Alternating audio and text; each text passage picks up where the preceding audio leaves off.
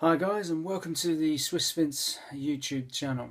Now this video is just a quick update on where my collection stands at the moment. So the state of the collections, my watch collection that is. And that's because everyone's obviously been doing this. I thought I'd muck it and do one myself. Obviously I've done collection videos part 1, part 2, which had some of the watches in, but this one's an up to date because obviously things have changed. A few things have moved out of the collection, and a few things have moved in.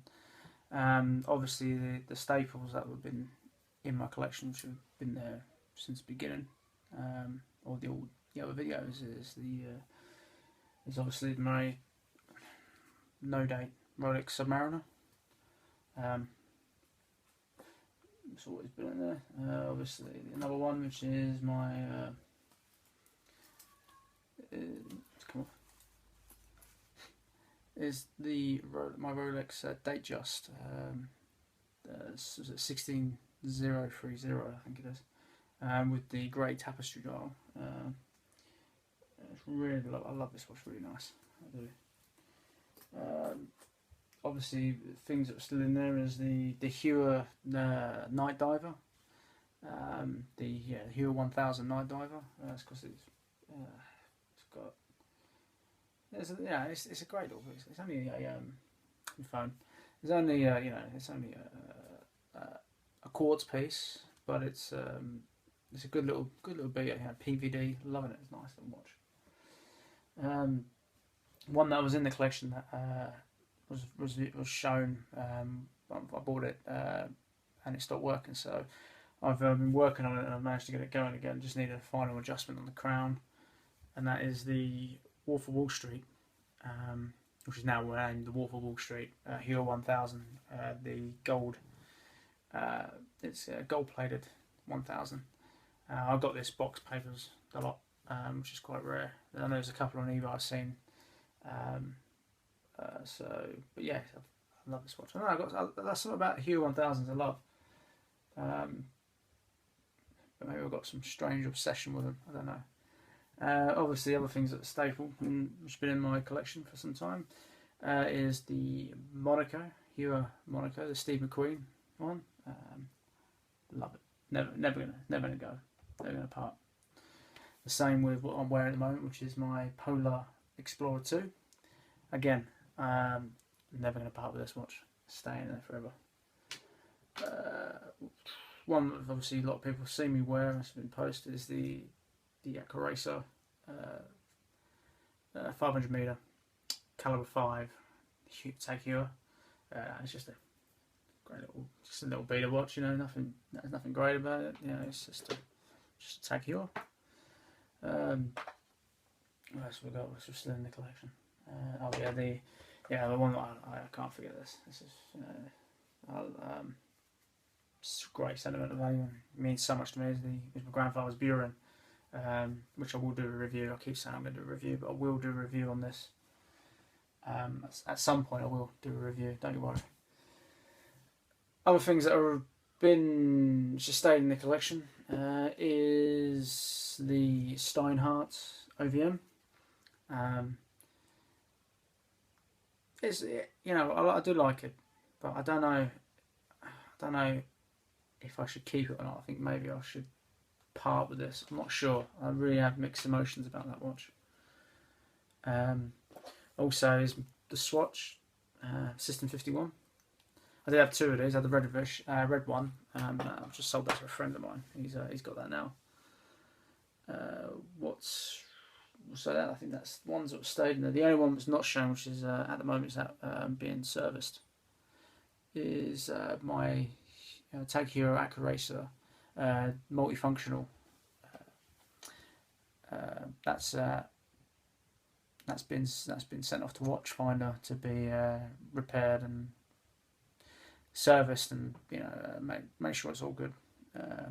What happened with it is I dropped it. Fucking dropped it on the I don't know, I was distracted doing something stupid probably. Just trying to put it on my wrist. Didn't quite get it through the buckle. It came off, bang, smashed on the floor. It's all still working fine. It was all great. Just there's like a square silver plate that goes around where the LCD screen comes up with the multifunctional tasks that you have in there, and displays. It just dislodged, and it was actually floating around inside the face of the watch. I decided just to stick it straight into battery mode, saving, and get a quote to get it repaired, because it's a very sentimental watch to me. It's one that I've got married in. It's one that's been around the world. It's been everywhere pretty much with me. Because I actually used that watch for diving. Even though it's it's a chronograph push pull chronograph sort of thing. I used it for diving. It's never let me down. So I was really bloody gutted and pissed off with myself that I dropped it. But these things happen. These things happen indeed. So moving on to what's come into the collection.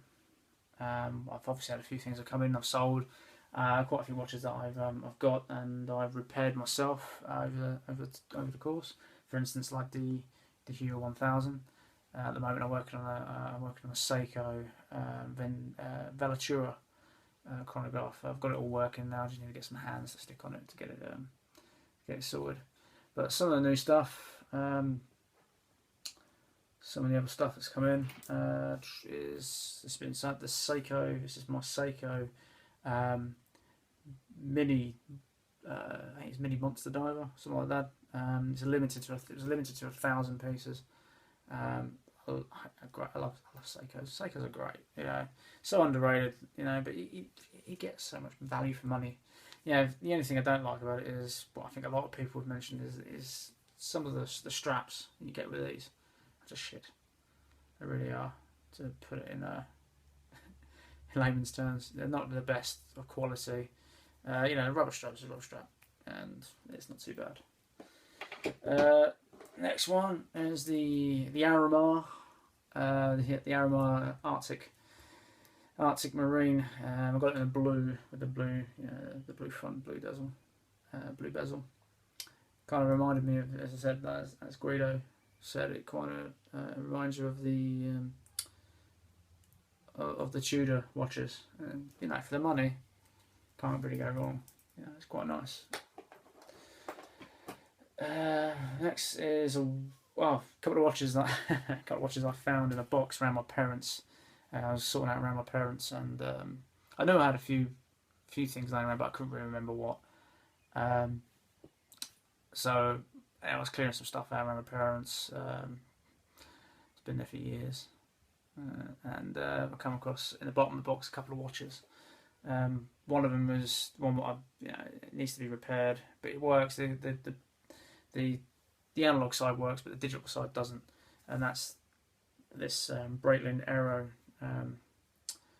Was it aerospace repetitive minutes? I remember buying this years and years ago, and I can't remember what happened. I think possibly it came off when I was on a job, and it fell. I think it fell really far, and it just cracked screen, because you can just see top of the LED. I've known a few people who have broken theirs as well, but this is a titanium case, weighs absolutely nothing, and it's a nice little Brietling really. But again, it just needs to be repaired. The next one I found, I had this thing for multifunctional and digital watches. The next one is the Heuer F1 multifunctional chronograph. It was in the same box. At the bottom, I stuck a battery in it. I kept them on it, and it seems to be working fine, which is great. I might actually part with this. Never know. Moving on.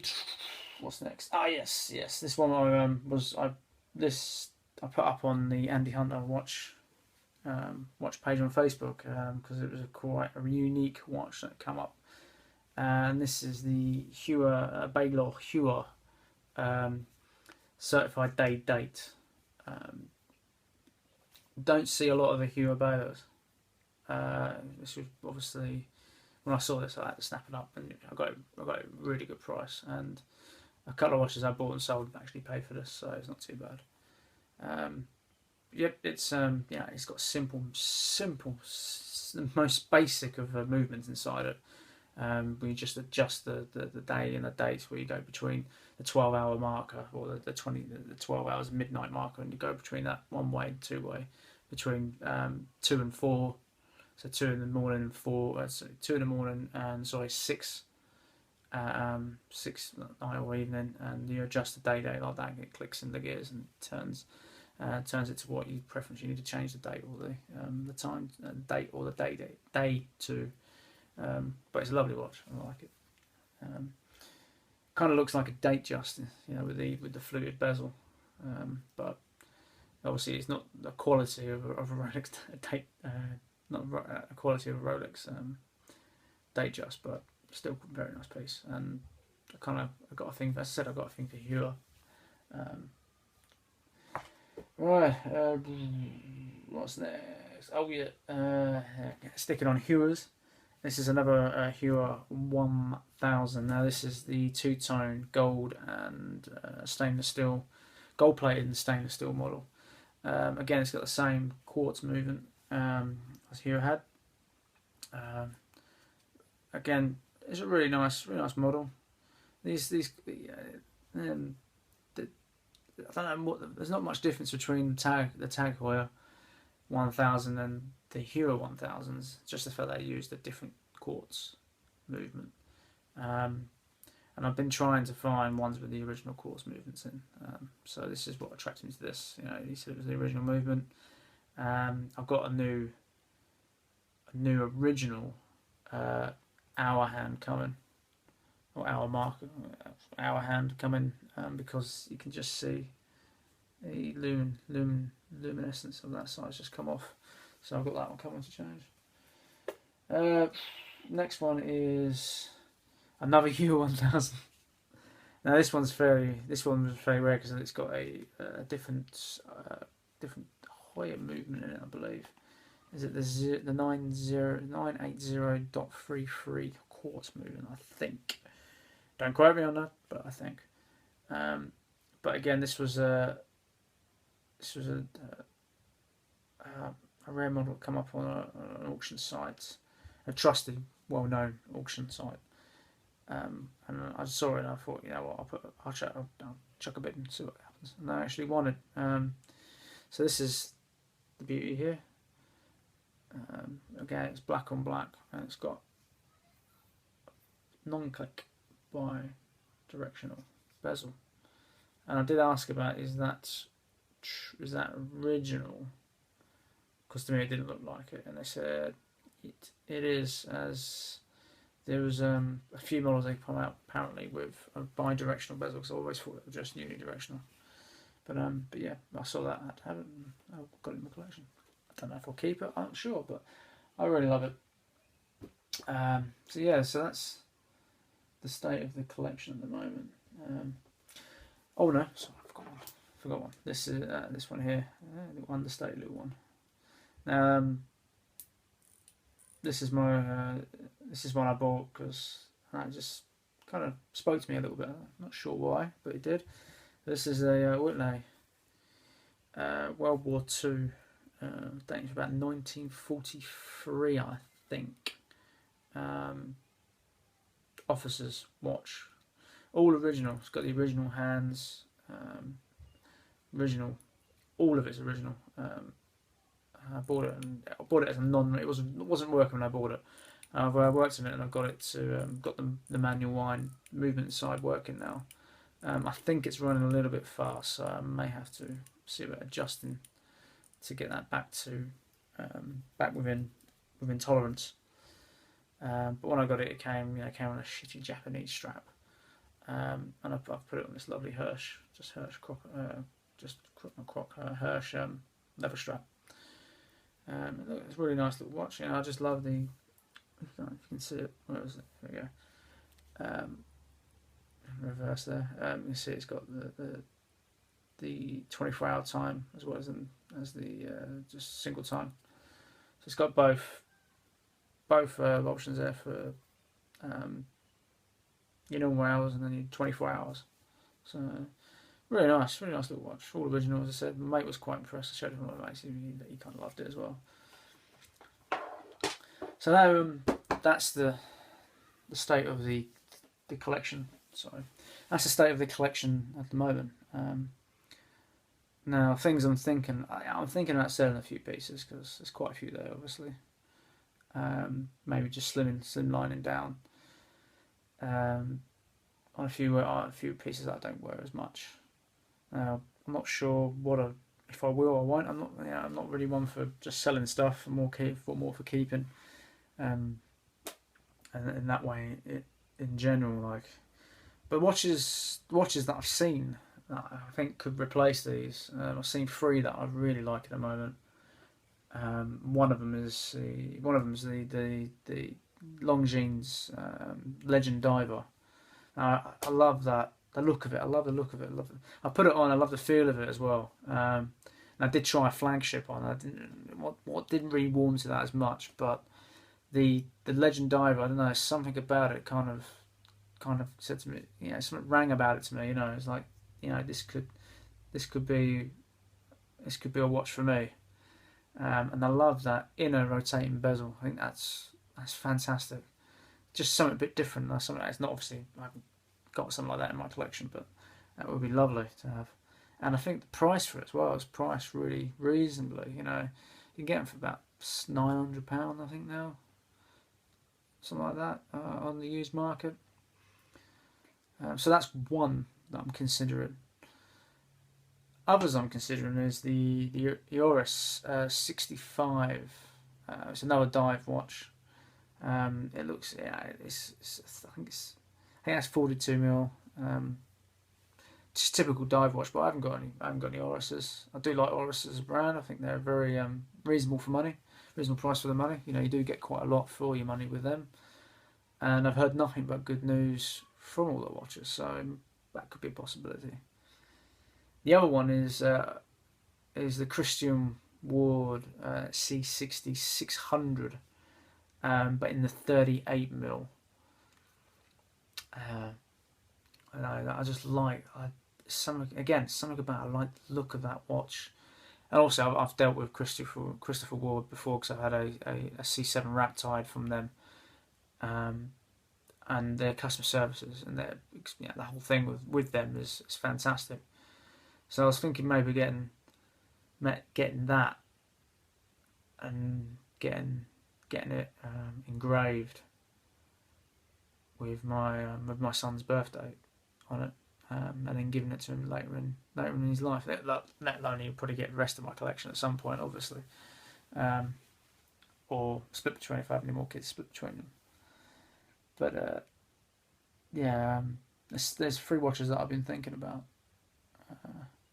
along with many other watches, but they're the ones that I think, what, they're pretty cool. I do like them, and they're not they don't cost the earth as well. Another watch that I've been thinking about is the Jaeger LeCoultre, the Master Compressor. Now that would be, to me, is one of the Grail watches. Now I've got 3 watches that I always wanted in my collection, which is the Monaco, the non-date Submariner, and my Polo Explorer 2. They're 3 watches that I've always wanted. I knew I always wanted them, and I've got those. So I'm really happy with them. But I'm thinking maybe the next Grail piece for me, as everyone keeps mentioning this Grail thing. Grail Trinity, the Holy Trinity piece for me would be the Jaeger LeCoultre Master Compressor, I think. But I'd have to have a closer look and possibly put it on my wrist and see how it feels and stuff. Now I've had the Reversos. I've had a wear of the Reversos, and I like those as well. But I don't know. I don't think I'm in that time and place in my life where I have a Reverso in my collection. But again, things change, and your perspective changes in life, and what you feel is right for my collection. As I said, my collection at those points. but I won't rule anything out because I love collecting watches and I love watches. So yeah. So if anyone's got any thoughts on what possibly I should do, that'd be great. I mean, I'm open to suggestions. You know, should I flick, as everyone says, flick? Shall I flick? Shall I flick some pieces? Keep the ones that mean most to me. Flick the rest of them and get something outrageous. You know, I did have one thing I do regret. I did have a Speedmaster Man on the Moon. You know, the Man on the Moon. As we all know, one person yells and shouts and screams and hollers about the Man on the Moon, and he's right to do so as well. He's, you know, it's a fantastic watch, and it's one that I actually regret selling. And maybe, yeah, if I could turn back time, I would probably choose to sell something else rather than that watch. But you learn from your mistakes, you move on, and you just get on with it, I suppose. So maybe possibly flick a load and get one of those. Put one of them back in the collection. But anyway, that's enough of me rambling on like an idiot. I hope you semi-enjoyed this. Hope you've enjoyed this video. If you did, please like and subscribe. I'm gonna go and do something else now. Thank you very much for tuning in, and I'll speak to you guys later. Bye bye for now.